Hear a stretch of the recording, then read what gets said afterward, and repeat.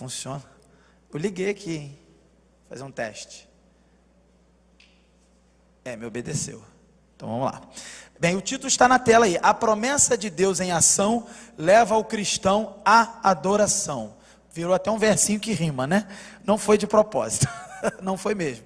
Mas é verdade, a promessa de Deus, o plano de Deus em ação, podemos dizer assim também, leva o cristão também a adorar esse Deus. Bem, o texto que nós vamos ler, vai estar na sua tela, é Lucas 2, verso 21 ao 35. Eu leio, os irmãos vão acompanhando comigo. Peço que os irmãos, enquanto eu estou lendo, passa aí o slide, por favor, só para facilitar aqui a minha leitura. Depois eu assumo, tá bom? Então vamos lá. E quando os 8 dias foram cumpridos para circuncidar o menino, foi-lhe dado o nome de Jesus, que pelo anjo lhe fora posto antes que no ventre fosse concebido. E cumprindo-se os dias da purificação dela, segundo a lei de Moisés, o levaram a Jerusalém, para o apresentarem ao Senhor, segundo o que está escrito na lei do Senhor: todo macho que abrir a madre será consagrado ao Senhor, e para oferecer sacrifício segundo o disposto na lei do Senhor, um par de rolas ou 2 pombinhos. Havia em Jerusalém um homem cujo nome era Simeão, e este homem era justo e temente a Deus, esperando a consolação de Israel. E o Espírito Santo estava sobre ele, e fora-lhe revelado pelo Espírito Santo que ele não morreria antes de ver o Cristo do Senhor. E pelo Espírito foi ao templo, e quando os pais trouxeram o menino Jesus para com ele procederem segundo o uso da lei, ele então o tomou em seus braços e louvou a Deus e disse: agora, Senhor, despedes em paz o teu servo, segundo a tua palavra, pois já os meus olhos viram a tua salvação, a qual tu preparaste perante a face de todos os povos, luz para iluminar as nações e para a glória do teu povo Israel. E José e sua mãe se maravilharam das coisas que dele se diziam. E Simeão os abençoou e disse a Maria, sua mãe: eis que este é posto para a queda e elevação de muitos em Israel, e para sinal que é contraditado, e uma espada traspassará também a tua própria alma, para que se manifestem os pensamentos de muitos corações. Vamos orar. Senhor Deus, meu Pai, tua palavra está aberta diante de nós, e está sendo desde o início desta celebração proclamada. E agora te pedimos, Senhor, que o teu Santo Espírito ilumine as nossas mentes e corações, para que possamos, Senhor, ser transformados pelo poder do teu Evangelho. E, Senhor, que possamos sair daqui preparados para melhor te servir. Em nome de Jesus que nós oramos. Amém. Nesse texto, queridos, nós vemos o menino Jesus com poucos dias de vida. E ele, com poucos dias de vida, ele já é inserido na religião dos seus pais, que é a religião judaica. E é claro que, como ele é o Cristo verdadeiro, de fato, ele é o Cristo, o Messias esperado pelo povo de Israel até então, né? E para nós também posteriormente, mas esse que é o Messias esperado havia chegado. E o que a gente pode aqui perceber já nesse texto, que os verdadeiros judeus piedosos, tementes a Deus, que estavam acompanhando ao Senhor, atentos às profecias, atentos à palavra, tinham condições de reconhecer naquele bebê, naquele menino com poucos dias de vida, que ele era o Cristo. E a gente vai vendo, lendo os textos, as partes, as histórias, a parte de Herodes, a parte dos magos do Oriente, você vai ver que há reações diferentes, divergentes. O rei Herodes, que deveria reconhecê-lo como rei e entregar a sua coroa para esse rei, prefere proteger a coroa e não coroá-lo. E, na verdade, prefere matá-lo. E já os magos do Oriente, que eram estrangeiros, porque, de alguma forma, tinham acesso à palavra, tinham acesso àquilo que foi profetizado acerca de Deus, e eles criam na palavra por causa disso. Eles encontraram o menino e o adoraram, levando presentes. E aqui, já se passaram, já se passou um tempo aqui do nascimento de Jesus, e era o tempo de apresentar o menino no templo para cumprir o compromisso religioso, já que a religião que ele foi inserido dentro da sua família era a religião judaica. Ele passaria então pela circuncisão. E aí agora a gente pode então ter algumas nuances aqui desse texto, né? Vamos lá, primeiro ponto. O menino então ele é chamado de Jesus e é apresentado ao Senhor. Veja bem, no verso 21 ao 24. No verso 21, o menino recebe o nome de Jesus porque foi dito pelo anjo, foi isso que o texto falou.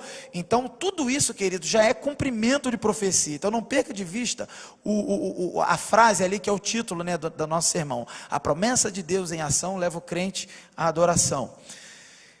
Tudo isso é promessa, o nome de Jesus, a família em que ele foi inserido, a linhagem dele, a linhagem de Davi, que vem por meio de José, o seu pai adotivo, e assim, tudo isso já é cumprimento de profecia, e ele então é apresentado no templo, o menino então recebe esse nome que foi profetizado antes, inclusive, da concepção, e aí, segundo o costume judaico, ele é circuncidado, também, né, recebe o nome a partir do 8º dia, que é a regra daquela religião judaica, né? E nesse texto fica claro que Jesus, desde o princípio da sua vida terrena, ele é levado para seguir os caminhos do Senhor. E isso para nós já é aprendizado, porque nós não estamos falando de um bebezinho indefeso, nós estamos falando que no corpo de um bebezinho, e sim, homem, um ser humano que ainda estava em formação, era Deus ali, nascido, encarnado, o verbo, conforme João apresenta, o verbo era Deus, o verbo estava com Deus, desde o princípio, tudo foi feito por meio dele. Então, João apresenta, deixa bem claro que Jesus ali, o bebezinho, é Deus, e sendo Deus, claro que não há necessidade de Jesus cumprir nenhuma religião, sendo Deus. É claro que ele não tinha necessidade, porque religião é para quem está desligado de Deus. Por isso o significado da palavra religião, religação. Jesus é a religação. Aquele bebê é a verdadeira religião, a verdadeira religação. Mas ainda assim, por causa do seu autoesvaziamento, descrito em Filipenses 2, porque ele não tomou para si o fato de ser Deus e decidiu se esvaziar, né? E se apresentou a nós aqui como servo obediente até a morte de cruz, diz assim o apóstolo Paulo em Filipenses. Por causa disso ele continua o seu processo de esvaziamento. Gente, ele é um bebezinho, e dentro desse plano, ele deveria praticar uma religião, e como deveria praticar uma religião, ele estava sendo ensinado, no caso, a servir a Deus pelos seus pais. Até mesmo o Deus encarnado foi ensinado a servir a Deus, foi ensinado a aprender sobre a palavra de Deus desde bebezinho. E já fica um questionamento: será que nós, como pais responsáveis, como líderes da igreja, líderes de ministério infantil, alguns aqui, será que nós estamos atentos a ensinar os pequenos no caminho do Senhor? Eu tenho certeza que esta igreja é uma igreja que trabalha arduamente nesse ministério infantil, nesse ministério da palavra para as crianças. Hoje mesmo teve um culto belíssimo, com nova roupagem, nova decoração lá virtual, né? Ficou muito bonito. Mas o mais importante, claro, a excelência deve ser feita porque é para o Senhor, mas o mais importante é o que está sendo ensinado. E Jesus, que não precisava, ele se colocou numa posição para passar por tudo o que o ser humano passa, e ele aprendeu com os seus pais a servir a Deus. E é muito louco, né? A gente fica assim, mas ele era Deus, mas ele serve a Deus. É muito louco. Não perca de vista o sentido da trindade, a doutrina da trindade. Nós não vamos discorrer sobre isso, mas nós temos aqui na Escritura a atuação do Pai, do Filho e do Espírito Santo. Então, não percam isso de vista. Bem, o verso 22.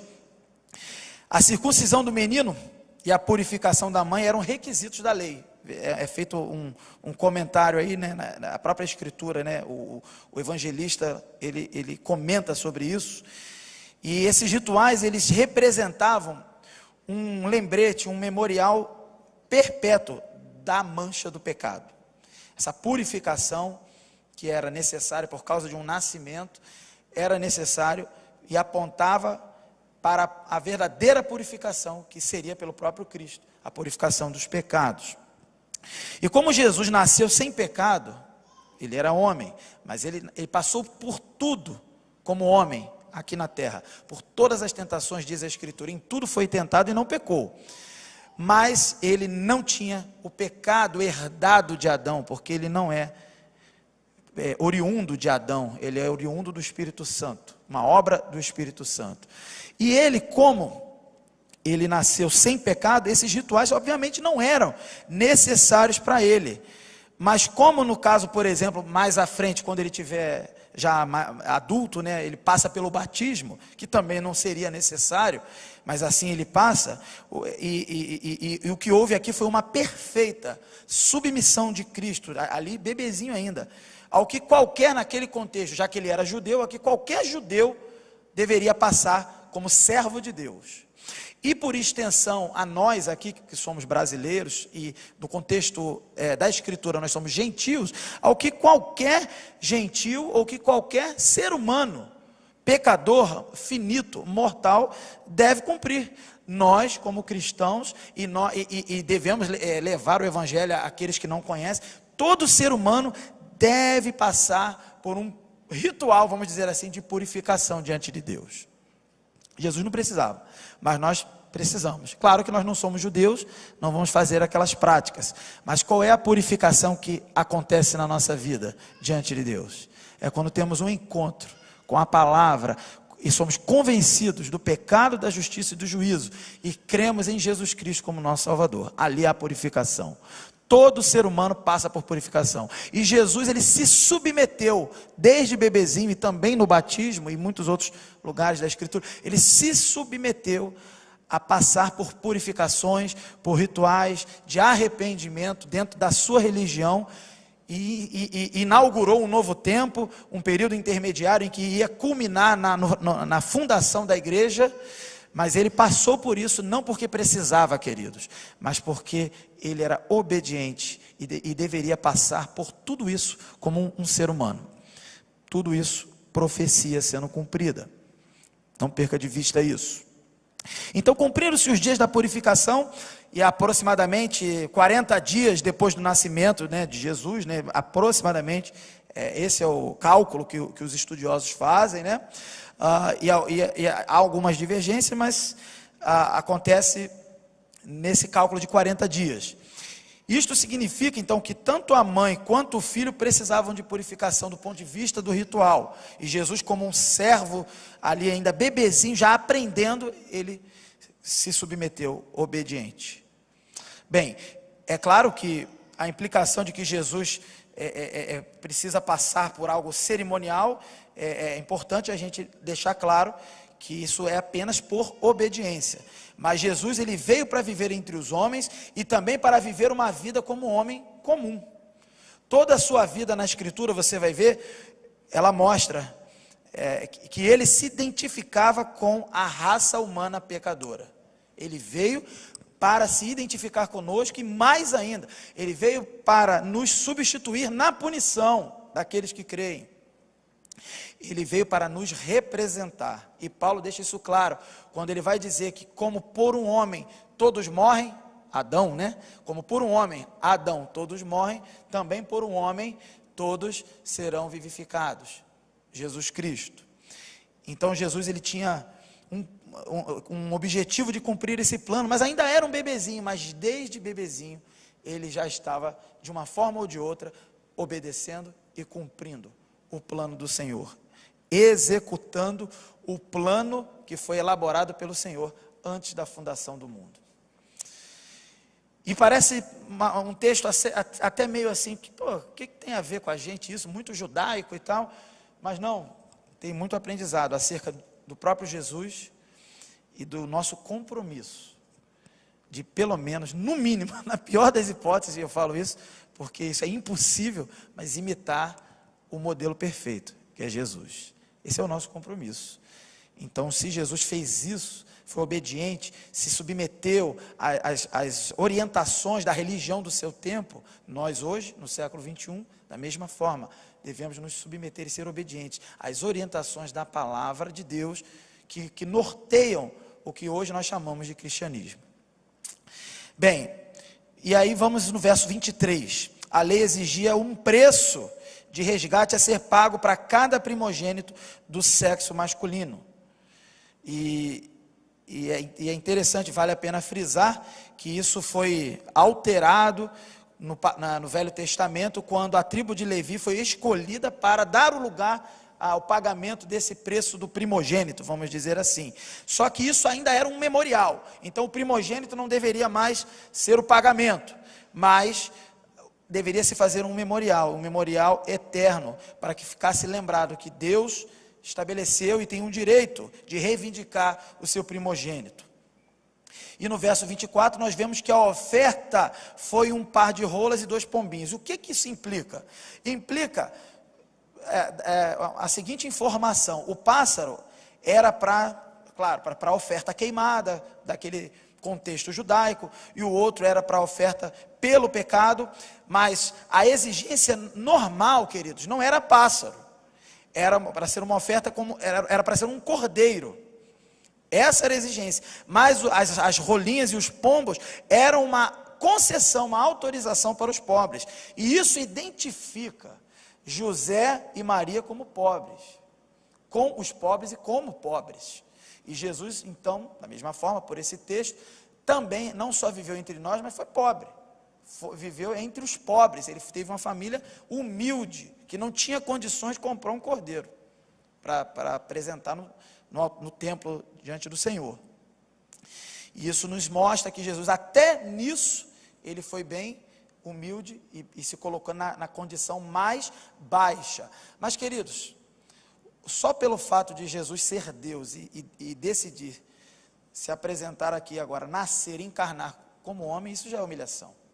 É você colocar, de certa forma, o ser infinito e eterno de Deus, agora numa posição do mais obediente e humilde e finito, né, dos seres ali. E o que a gente aprende? Obediência, humildade, buscar ao Senhor, aprender na casa dele, ensinar os nossos pequenos na casa dele. É isso que a gente aprende. A vida de Jesus, cada relance da vida de Jesus, desde bebê, é um aprendizado, é um ensinamento para a nossa vida. No verso 24, então, nós vemos, eu já falei, né, que ele se identificava como pobre, mas o que vale frisar aqui é que o fato de ser pobre não o impedia de servir a Deus e de adorar a Deus. O fato de ser uma família pobre não o impedia de contribuir de alguma forma no altar do Senhor. Então não percamos isso de vista. E agora vamos para a continuação dessa cena. Então Maria, José e o menino Jesus estavam no templo. E agora acontece a segunda parte dessa cena. Simeão entra na história, e aí o subtítulo que eu coloquei é: Simeão alcança o seu objetivo. Simeão, e o pastor Lucas explicou muito bem na quarta-feira, quem ele era, pouco sabemos, né? O que sabemos é que ele era um homem justo e temente a Deus, porque está no texto, verso 25. E ele também era um homem que estava esperando a consolação de Israel, ou seja, ele era um dos piedosos de Israel, um dos crentes ali, vamos dizer assim, servos de Deus, que estava clamando e orando pela consolação de Israel. Isso aponta, claro, para o reino messiânico, o reino do Messias. Mas isso tem a ver com o fato do reino de Israel ter sido dividido em reino do norte e reino do sul, ter passado pelo exílio e estar naquela situação específica do tempo de Maria, José e Jesus recém-nascido, em que o povo judeu ali, o povo que pertence a Israel, esse povo, além de estar fragmentado em uma parte espalhada pelo mundo, quem estava ali na geografia da Palestina, onde é a terra santa, considerada santa, né? Eles estavam também escravos de Roma. o grande império daquele tempo. Então, havia esse sentimento dos religiosos, dos piedosos, dos mais obedientes à palavra, que clamavam pela consolação de Israel. E isso é previsto, é descrito, por exemplo, em Isaías 40, verso 1, que diz assim: consolai, consolai o meu povo, diz o vosso Deus. Mas isso é interessante, porque eles tinham uma expectativa, o povo, do Velho Testamento, o povo judeu, e tinha uma expectativa de um Messias político, de um líder, de um rei que ia assumir o trono de fato, e que ia consertar os problemas da nação, ia libertar a nação, inclusive ali daquele jugo do Império Romano. Eles tinham essa expectativa, mas o rei estava ali, numa família pobre, que estava ali prestando ali o seu ritual diante de Deus, de purificação, e apresentando uma oferta pobre, uma oferta autorizada, porém pobre. Ele não tinha palácio, e aquele que deveria identificá-lo e dar a sua coroa, não deu. Herodes queria matá-lo, mas ele era o rei, e é interessante que esse Simeão aparece, então, como uma pessoa com essa expectativa, mas ele também tem algumas nuances que o fizeram identificar, apesar da humildade, da realidade humilde e pobre de Jesus, o fizeram identificar. No meio dessa aparência de humildade e pobreza, daquele contexto em que Jesus nasceu, ele identificou ali algo que só pelo Espírito Santo é possível identificar.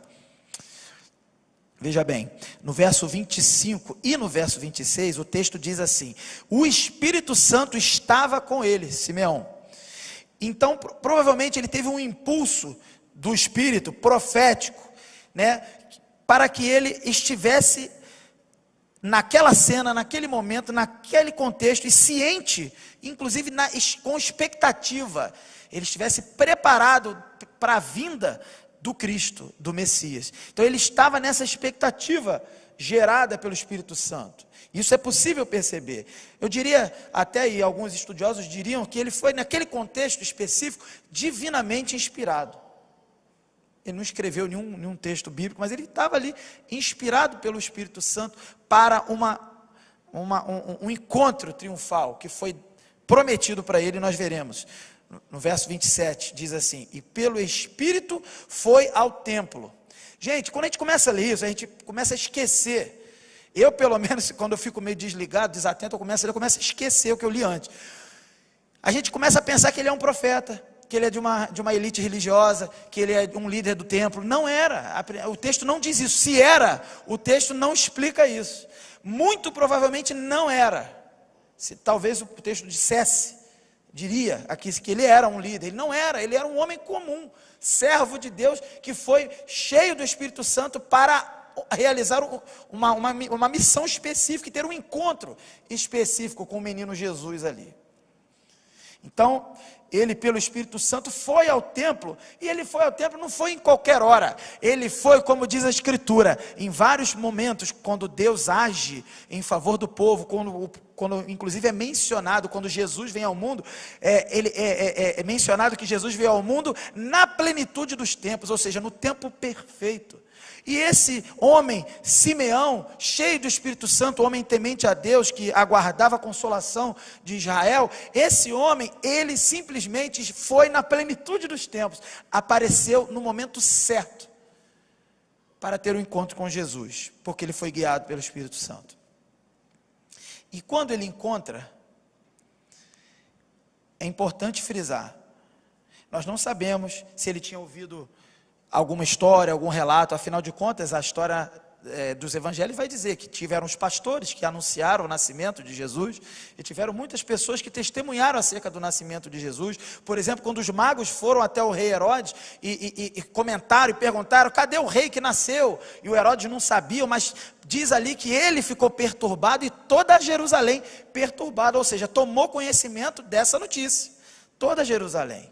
Então havia uma informação na cidade, havia uma informação no contexto daquele tempo em que nasceu o Cristo. E alguns diriam: será que nasceu mesmo? Outros, então, deve ter nascido, uns creram, outros não creram. Mas havia esse debate dentro do contexto da cidade.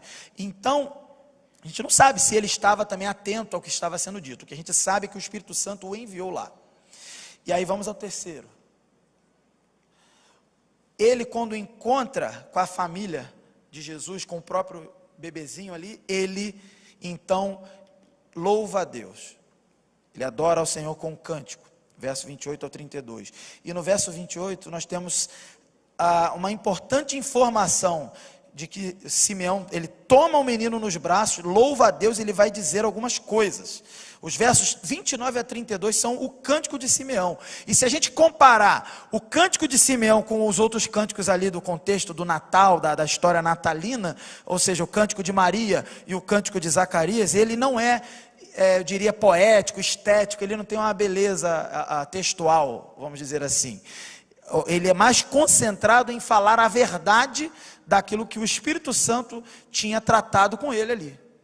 E é interessante que ele começa, e o pastor Lucas frisou muito bem, né, o tema do seu sermão, com essa afirmação aqui: agora, Senhor, podes despedir em paz o teu servo.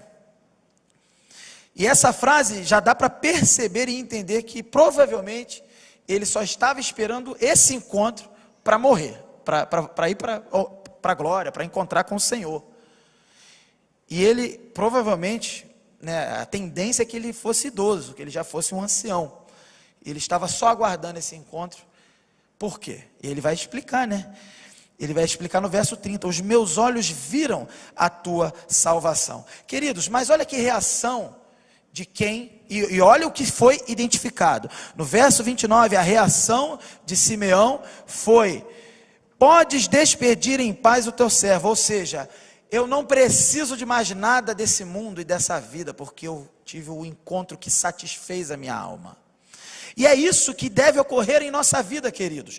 Quando nós temos um encontro com o Salvador, essa deve ser, em certo sentido, a nossa declaração ao Senhor. Senhor, eu não preciso de mais nada. Se quiser me levar, me leva, porque eu já tenho o que eu preciso. Não é o que eu mereço, porque eu mereço a morte. Eu mereço o inferno. Mas o Senhor, por graça e misericórdia, não me deu o que eu mereço. Me deu, de fato, o que eu e toda a humanidade até precisa. O Salvador. Estamos vivendo períodos difíceis, de lutas, de provações, também de privações em alguns contextos. Temos compartilhado informações de enfermos na nossa igreja, enlutados, e essa é a vida do ser humano aqui na terra, é de luta, de desafios. E tem pessoas que têm a esperança da sua vida nesse mundo aqui. A esperança de que algo melhor. Tem gente que está apostando numa vacina para a coisa dar certo. Tem gente que está apostando num remédio. Tem gente que está apostando num governante. Tem gente que está brigando por causa de governante. Tem gente que vota em um, vota no outro, e está todo mundo se degladiando, porque deposita a sua esperança falsa, expectativa falsa, naquilo que não satisfaz. Esse ancião, esse homem humilde, zeloso, que pelo Espírito identificou a salvação, quando ele identifica a salvação, ele já diz: eu estou satisfeito, eu estou completo, eu não preciso de mais nada. E não é porque ele poderia ser velho mesmo não, queridos. Nós, não importa a idade, adolescentes aqui ao meu lado, não importa, jovens e também idosos, não importa a nossa faixa etária, quando encontramos com Jesus, se encontramos de fato pelo Espírito e o identificamos como Salvador, a nossa resposta e reação deve ser uma só: eu não preciso de mais nada, nada me abala, eu posso morrer, ainda que morra, diz a Escritura, viverá. Essa é a diferença de quem identifica pelo Espírito a salvação. E ele explica: eu posso ir embora, eu posso ser levado pelo Senhor. Por quê? Porque os meus olhos viram a tua salvação. Ele olha para um bebê, e ele não fala: meus olhos viram um bebê. Porque, queridos, nós, quando temos que educar os nossos filhos, as nossas crianças da igreja, nós temos que preparar aquela história bonitinha, e às vezes ela pode ficar infantilizada. Eu não estou criticando ninguém aqui. Estou dizendo que se não estivermos atentos, nós começamos a achar que o Natal é uma história de criança. Não, o Natal é a história do Rei do Universo, que decidiu vir ao mundo como uma criança e viver até a sua idade de 33 anos, para nos salvar, para pagar o preço impagável, que só Ele poderia pagar, para nos salvar. Essa história não é história de criança, ela é para criança, e também para adulto, e também para idoso, mas não é história de criança. Queridos, quando eu olho para esse senhor, esse provavelmente idoso, Simeão, essa história me impactou muito. Esse episódio, sempre quando eu leio, releio, me impacta. E se você ver mais à frente, você vai ver que também impactou Maria e José. Nós vamos chegar lá. Mas o fato é que ele identificou Jesus não como um bebê, impotente e indefeso. Ele identificou Jesus como a salvação. E ele explica: os meus olhos viram a tua salvação, verso 30, a qual tu preparaste perante a face de todos os povos, ou seja, diante de todos os povos. Embora os olhos deles estavam vendo um bebê, a sua visão do Espírito Santo, profética, enxerga a salvação do homem. Os judeus estavam procurando, como eu disse, um líder político, e ele talvez também, dentro do contexto em que ele estava inserido, mas ali pelo Espírito ele entendeu e identificou a verdadeira salvação, que até quando Jesus então desenvolve seu ministério, e ele prepara os seus discípulos, e vai encaminhar os seus discípulos para a grande comissão de ser testemunhas do Evangelho. Tem uma hora lá, né, em Atos, né, o pastor Lucas comentou isso, né, em Atos lá, os discípulos perguntam: quando é que vão restaurar o reino de Israel? Quando é Jesus, ó Senhor, ó Mestre, que vais restaurar o reino de Israel? Mesmo na hora de se despedir, os próprios discípulos ali, que já estariam sendo encaminhados para serem os precursores, os inauguradores, aí os que vão espalhar o Evangelho, e eles estavam preocupados com o reino político. Aí Jesus orienta, explica que não compete, né, não competia a eles e a nós, né, saber essas questões futuras, mas que era para eles serem testemunhas do Evangelho, testemunha por todo mundo. E o fato é que sim, havia essa expectativa no povo, mas quem está sendo guiado pelo Espírito, por mais que tenha a expectativa errada, por mais que tenha a esperança em vacina, em sei lá o que, em pandemia acabar, melhorar, queridos, a pandemia pode passar, o vírus pode ir embora, todo mundo voltar ao normal, que seja, o problema ainda está aí, é o pecado. O problema ainda está aí, queridos. Vamos até festejar, se acabar essa pandemia, sim, vamos ter um alívio, mas o problema está aí. Se não morrer de vírus, vai morrer de pecado. E é por isso que a história do nascimento de Jesus é poderosa, queridos. Não tratemos a história do nascimento de Jesus como algo banal, como algo infantil. É simplesmente poderoso o nascimento de Jesus. É o Rei do Universo, é o Senhor eterno, infinito, inacessível, que habita em luz inacessível, segundo a Escritura, dito por Paulo, totalmente distante de nós por causa do nosso pecado. Ele se faz acessível, ele se torna presente, Emanuel, Deus conosco, como lemos aqui. Isso é milagre, isso é o impossível sendo possível, querido. Eu sei que temos muitos testemunhos de curas milagrosas, de vitórias na justiça, de emprego que recebeu, de carro, de casa, são coisas boas que Deus permite na nossa vida, mas o maior milagre, o maior testemunho, querido, é simples. Eu era pecador, eu não encontrava solução para a minha vida, eu estava condenado, mas assim como Simeão, meus olhos viram num bebê a salvação pelo Espírito. É isso que deve ser o nosso testemunho como igreja. É esse que deve ser o nosso cântico como igreja. Senhor, pode nos levar, Maranata, ora vem, Senhor Jesus. Os nossos olhos viram a salvação. Não precisamos de mais nada. É isso que deve ser o nosso cântico. Sabe, queridos, banal, claro, não é a história do nascimento de Jesus. Banal é o nosso pecado, a nossa vida de promiscuidade, de desobediência, em que vemos um bebê, ainda bebê, junto com a sua família, sendo obediente a Deus.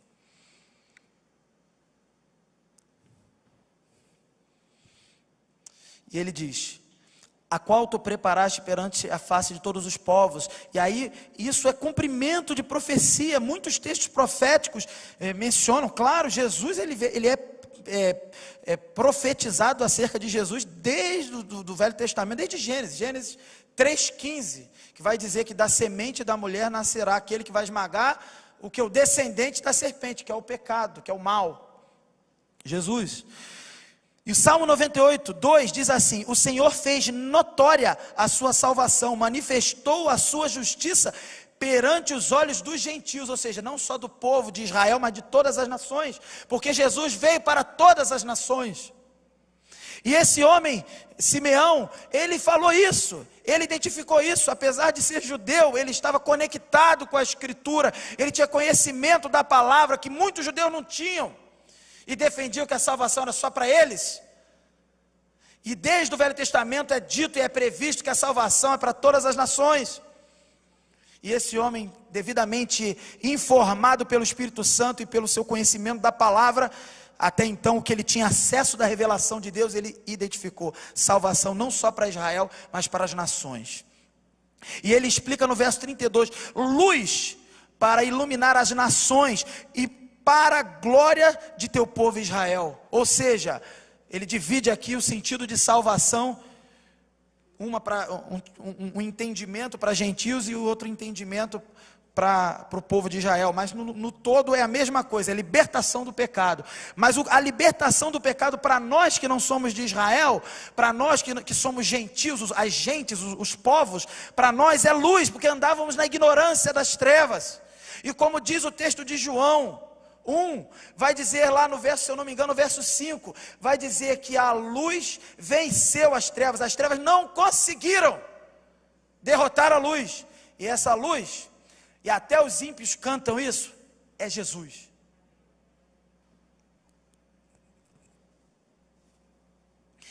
E claro, se para os gentios, para as gentes, para os povos, é luz, porque estavam em trevas de ignorância e desconhecimento e em pecado, para Israel é glória, um povo derrotado, um povo destroçado por causa do seu pecado, por causa da sua desobediência, é glória. É isso que o cântico de Simeão declara pelo Espírito. Aqui podemos ver, queridos, que Simeão ele estava mais em harmonia com a profecia do Antigo Testamento do que os judeus da sua época. Ele, repito, provavelmente não era um líder religioso. Os líderes religiosos não identificaram o rei, não identificaram Jesus como salvação. Vários textos prometeram a salvação. Por exemplo, Isaías 60, verso 3, que diz assim: e os gentios, aí ó, Velho Testamento falando dos gentios, e os gentios caminharão à tua luz, e os reis ao resplendor que te nasceu.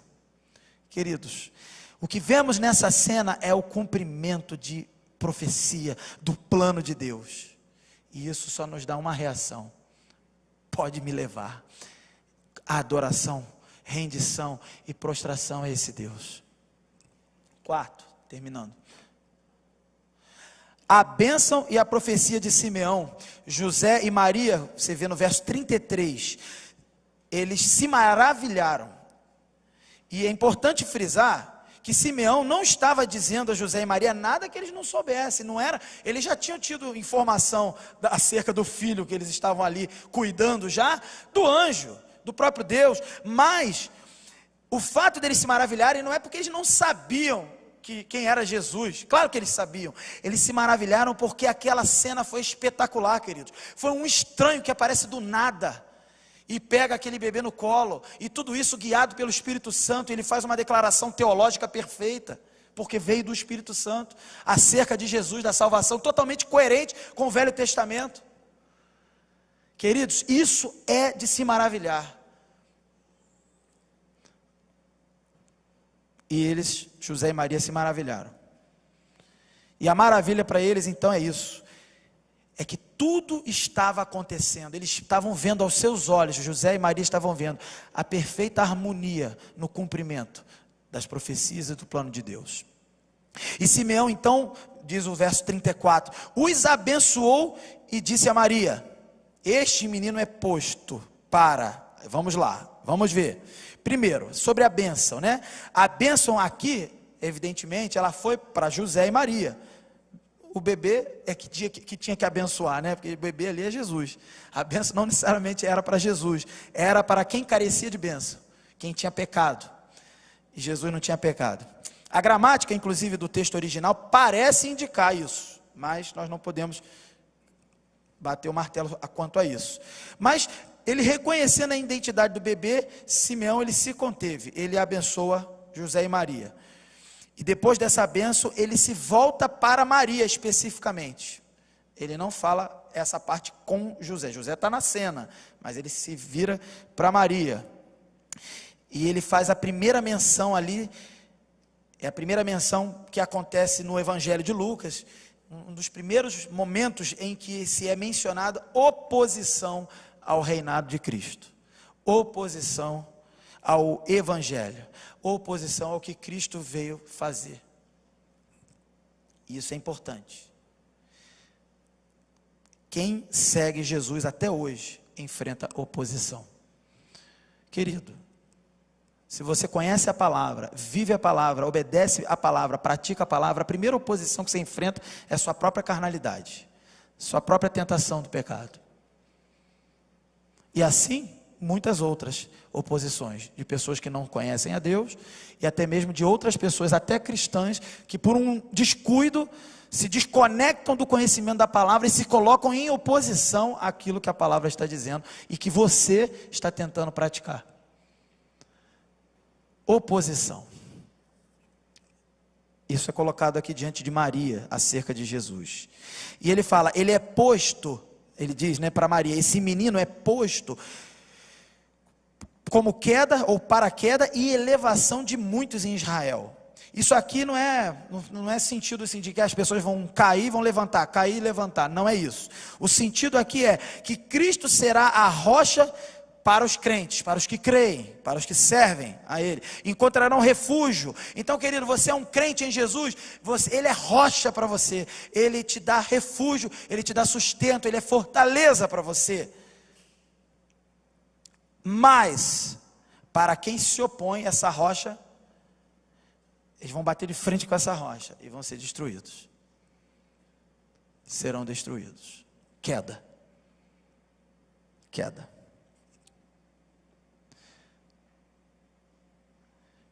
Queridos, seguir a Jesus, como muito bem falou o pastor Lucas na quarta-feira, inevitavelmente exige de nós uma resposta. Não é possível ficarmos diante de Jesus, diante daquilo que Jesus fez, daquilo que é revelado acerca dele, na Escritura, da ação dele sobrenatural até hoje. Não é possível ficar alheio, indiferente, porque quem fica indiferente já escolheu a sua posição. Segundo a Escritura, quem fica indiferente já está nascido debaixo de condenação. E aí Cristo, para esse, é rocha para derrubar, para queda. Agora, aquele que crê, ele é proteção, ele é pedra angular, ele é rocha firme que sustenta, em dias difíceis como os nossos que estamos vivendo. Não é possível, depois eu vejo, o que eu vou fazer? Se você está falando depois você vê, quer dizer que você já escolheu a sua posição. Porque a Bíblia diz assim,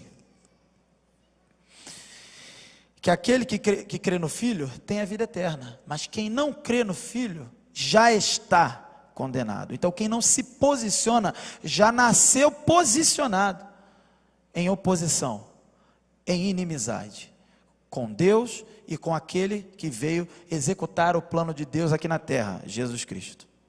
e ele será para esses, enquanto não se arrependerem, instrumento de queda, porque estarão se opondo. E aí ele vai dizendo, queda e elevação em muitos de Israel, e aí vamos à frente. E ele continua, um sinal que é contraditado, aí que vem a oposição. Isaías, o profeta Isaías, ele prevê essa contradição, como por exemplo, Isaías 8,14, diz assim, então ele vos será por santuário, mas servirá, olha, veja bem, de pedra de tropeço e rocha de escândalo, as duas casas de Israel, por armadilha e laço aos moradores de Jerusalém. Isaías já previa a oposição ao reinado de Cristo, o reinado messiânico, e o que acontece com quem se opõe. E João, por exemplo, em todo o seu evangelho, ele vai se referir aos milagres de Jesus como sinais, irmãos. Sinais. Aqui Simeão, guiado pelo Espírito Santo, ele fala de Jesus como um sinal, mas um sinal diferente, um sinal que vão falar mal desse sinal, que vão se opor e não vão crer nesse sinal. E é claro que um sinal, queridos, o que é um sinal do ponto de vista da Escritura, que a gente está lendo aqui? É uma evidência suficiente para convencer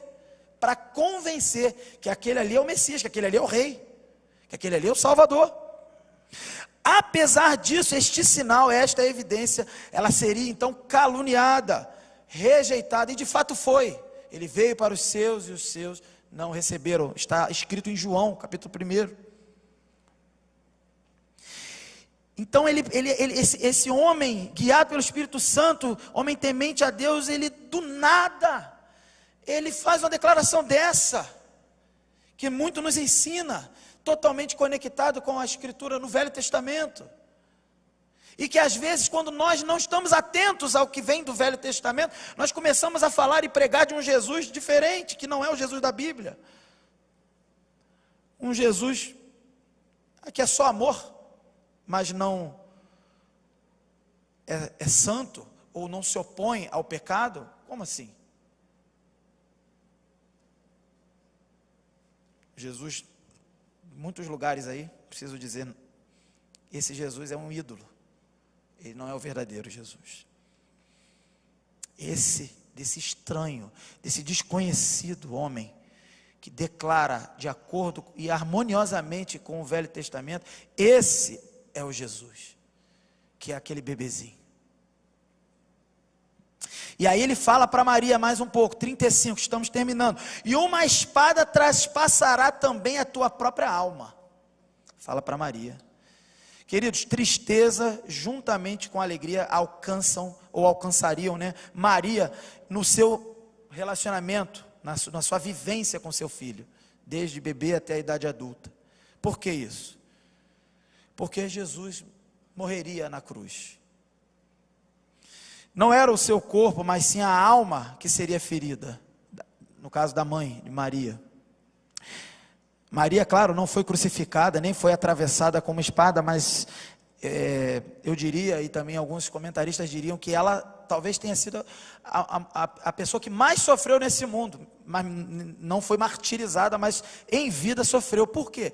Porque ela viu o verbo vivo encarnado, seu filho, da substância divina, combinada com a substância humana dela. Ele não tinha pecado, e diante dela, ele morreu, na cruz, para o perdão de todo aquele que crê. Então creio, e muitos entendem assim, que ela sofreu muito por isso, e essa palavra é um prenúncio, você vai ver esse filho, de alguma forma, sofrer, e você vai sentir como uma espada atravessando a sua própria alma. A espada era a dor de ver o filho, e o filho com letra maiúscula, morrer. E é interessante que ele fala tudo isso, e aí ele dá uma razão. Sabe por que tudo isso está previsto para esse bebê? E que ainda seria vivenciado na prática, e claro, registrado como está aqui no Evangelho. Aí ele explica, para que se manifestem os pensamentos de muitos corações, para que sejam revelados os pensamentos, bons ou maus, com aceitação ou rejeição. Os pensamentos e os motivos são revelados quando há um encontro com Cristo. Para terminar, essas foram as palavras do Simeão. O que nós aprendemos? Primeiro, queridos, devemos descansar no Senhor, porque quando vemos uma história como essa, nós estamos vendo que Deus estava, ainda está e continuará cumprindo o seu plano. Nada escapa do plano de Deus. Jesus Cristo estava dentro do plano de Deus desde a fundação do mundo.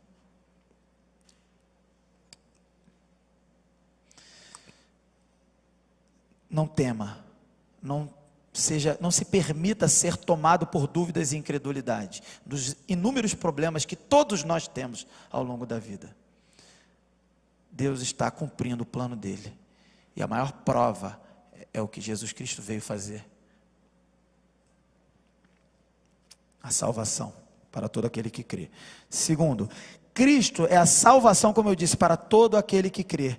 Querido, ser oposição a Cristo não é um bom negócio, pois Ele será para nós, que porventura estivermos nos opondo a Ele, um instrumento de queda. Não se esqueça de Saulo, perseguidor. De fato caiu, literalmente, caiu do cavalo mesmo, e teve um encontro com Jesus, e aquele encontro nele gerou vida e obediência, e dali em diante ele não mais caiu. Por mais que ele apanhasse, por mais que ele fosse açoitado, pregando o evangelho por onde ele foi, por mais que ele fosse preso, impedido de ser um cidadão até normal, porque ele estava pregando aquele que ele viu, ele não mais caía. A última queda de Paulo foi quando ele era Saulo e caiu do cavalo, quando viu Jesus. Ele creu. Portanto, não se coloque contra. Naquele encontro de Saulo com Jesus, de Jesus com Saulo, tem uma frase de Jesus muito interessante: não vale a pena recalcitrar contra os aguilhões, ou seja, dar murro em ponta de faca. Você não vai vencer. Você está perseguindo a mim, você não vai vencer. E o terceiro e último ensinamento: diante dessa obra maravilhosa do Senhor, nós devemos expressar, assim como Maria e José, assim como o próprio Simeão, devemos expressar a nossa admiração, adoração, exaltação a essa obra redentora de Jesus Cristo. O que vemos aí é o cumprimento de profecias milenares, e isso te dá e me dá vida eterna. A reação do cristão, quando vê o plano de Deus sendo cumprido, no Natal, e depois do Natal, em qualquer hora ou época do ano, é se render em adoração, é se render e reconhecer que você, que eu, que nós nada podemos fazer, mas Jesus Cristo fez tudo, e a nossa declaração deve ser: pode me levar, eu já tenho tudo o que eu preciso. Concluindo, que neste Natal que já passamos, ou em qualquer época do ano, que você possa, que todos nós possamos ter um compromisso com Cristo, assim como ele, bebezinho, já ali estava tendo um compromisso com Deus, sendo ensinado dentro da religião judaica,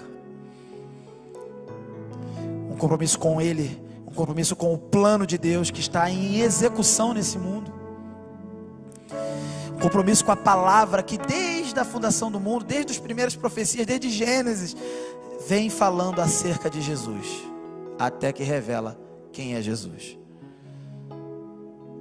Que você possa ter os olhos espirituais de Simeão, e quando olhar para o bebê, não veja o bebê apenas, veja o Rei do Universo. Entregue sua vida a Ele. Não seja opositor a Ele. Todas as coisas, segundo Paulo vai dizer em Efésios, apontam e convergem para Jesus. O plano de Deus é fazer, verso 9 de Efésios 1, é fazer todas as coisas apontarem, circundarem, cercarem, girarem, convergirem em torno de Jesus. Se você está aqui na igreja, se você trabalha na casa do Senhor, é por causa de Jesus. Não é porque você quer, não é porque você gosta, é por causa de Jesus. Se você está com alguma dificuldade com algum irmão, e Jesus já ensinou que deve ser resolvido qualquer problema de relacionamento, perdão e pedidos de perdão, você tem que lidar com esses irmãos, com essas pessoas por causa de Jesus, porque Ele lidou com você, Ele lida com você, Ele te transformou de inimigo a amigo. O que Jesus veio fazer é poderoso, é infinito. Entregue sua vida a Jesus. E se você já é da igreja, se você já é um cristão, persevere e entregue-se todos os dias ao Senhor Jesus. Não perca de vista, não esqueça nenhum detalhe dessa história, não esqueça nenhum significado, não esqueça nada, não deixe passar batido nada, porque a nossa carnalidade quer reinar, quer ser o rei, mas Jesus é que é o meu e o teu rei. Ser opositor a Jesus é ter Ele como pedra de tropeço e escândalo. É um tropeço que começa aqui nesse mundo e vai se estendendo até a eternidade no inferno. Não faça isso. Seja um seguidor de Jesus, e Ele será para você e para mim como um sustento, um refúgio, o salvador da minha e da tua alma, para que nós tenhamos a vida eterna. E eu digo mais uma vez a fala de Simeão: pode despedir o teu servo, pode levar o teu servo, porque os meus olhos viram a salvação. Que para tanto o Senhor nos abençoe. Maranata, ora vem, Senhor Jesus.